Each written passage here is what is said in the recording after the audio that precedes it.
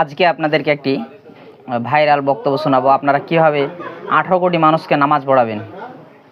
আপনারা শুনলে অবশ্যই বুঝতে পারবেন এটা কোন দলের লোক আর কীরকম ফতোয়া দেয়, একটু দেখুন। বাংলাদেশে যদি নামাজ কায়েম হয় 18 কোটি মানুষ নামাজ পড়বে, আপনি একটা ভোট দিয়ে 18 কোটি মানুষের নামাজের সওয়াব।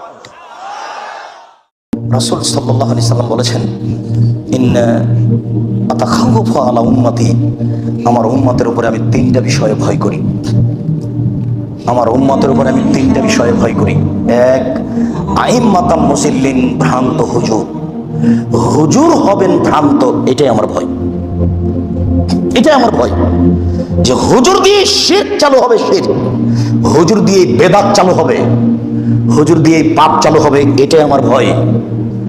হুজুরের ব্যাপারে আল্লাহর নবী যত কঠিন কথা বলেছেন, আর কোন পাপীর ব্যাপারে এত কঠিন কথা বলেছেন তা আমার জানা নেই।